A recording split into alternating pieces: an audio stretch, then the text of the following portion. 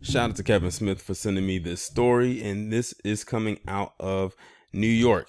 And this is going to be another case, another tale of why I say that you have a certain group of people who will never be held accountable for their actions simply because they always get slaps on the wrist no matter what. And this story right here is going to prove without the shadow of a doubt of that. And the thing is, the story itself is not unfamiliar because it's been talked about before, just with a different subject matter. But anyway, this individual's name is Elias Dowdy, and it says that he was a former upstate New York high school student who was just sentenced to 1 year probation after he pled guilty to raping his classmate. The key words there is not even 1 year probation. The key words are pleaded guilty. I'm telling you, all they got to do is plead guilty, and that slap on the wrist sure will come. Now, of course, if this was a black individual, same age and all that, same circumstance, the difference, the outcome will be a whole lot different than what is happening for this guy here.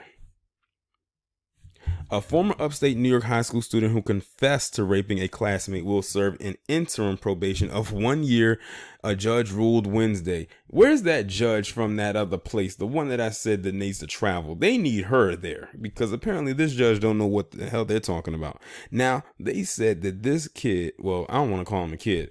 He admitted to raping the classmate, which means he did it. DNA was found, residue and all of that, and he admitted that he did it. Yet all he still got was 1 year probation. It's black men behind bars right now for having a dime bag of weed, serving 10 years or more. And this punk gets only a year after he admitted to raping his classmate. Am I surprised? No. Am I shocked? No. Is it disappointing? Yes. It usually always is. Elias Dowdy, a 19-year-old former high school student at Niagara Wheatfield Senior High School in Sanborn, pleaded guilty to third-degree rape in May, almost exactly a year after he raped the victim at her Niagara home. During the year-long probation, Dowdy must live at home, receive psychiatric treatment, and can't engage with anyone sexually, any sexually explicit sites. Well, he's going to have a very dull year. He also stands the chance of being granted youthful offender status, which would make the conviction private. Even more slaps on the wrist. I am very sorry for what I've done, and I hope that the victim can forgive me. That's the best he could come up with. Hell, even Brock Turner got 3 months behind bars. This guy don't get no jail time. It took them an entire year. Just for them to hear that he's getting 1 year of probation, which means he's basically under round the clock house arrest. That's basically it. So it says that he has to stay in the house. Okay, fine. He's just going to get a lot of cabin fever. He can't go on porn sites. Okay. And that's it. And then it said youthful what is this? Youthful offender status. So it says making the conviction private. So that basically what that says is that if he goes and applies for jobs in the future, when they ask on the application, has he ever been convicted of a felonious crime, and he can lie on the application and say no, they can't say, oh, we can't hire you because you lied. Because technically, since it's private, they can't dig into those files, into those records, and use that against him. See the privilege here? Flourishing.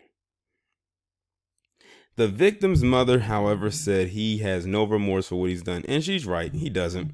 The healing process just started at the end of the school year, the woman said. So she's got a long way to go. She's in counseling, so I'm hoping that eventually she'll get there, but he took a lot away from her. The rape caused massive backlash in the area, particularly after the high school principal allowed Dowdy to remain at school for 9 months after being charged with the rape. I hope they fired that principal. They literally left or allowed or let a actual rapist continue to go to the school for 9 additional months, even after the admission of the rape. They let a rapist, let me just put that in perspective. They let a rapist walk around the school campus with other females flocking around there. Y'all can't tell me without the shadow of a doubt that people that look like that and act like that don't have no leeway in this world. You can't tell me. The wiggle room is astounding that they get. It said, oh, listen to this.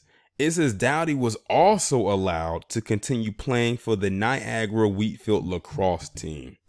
So not only did he not get kicked out of school, not only is he only getting 1 year probation, but when he was still at the school, he was also still allowed to perform and participate in extracurricular athletic activities.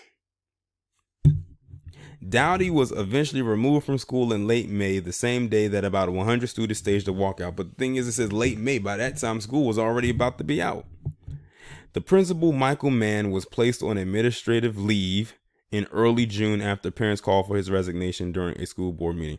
Only administrative leave. But the thing is he back there? I mean, because unless he's fired, then the school board might as well allow him to stay on and not even take that damn administrative leave. But yeah, this is just another edition of Palm Colored Privilege, PCP.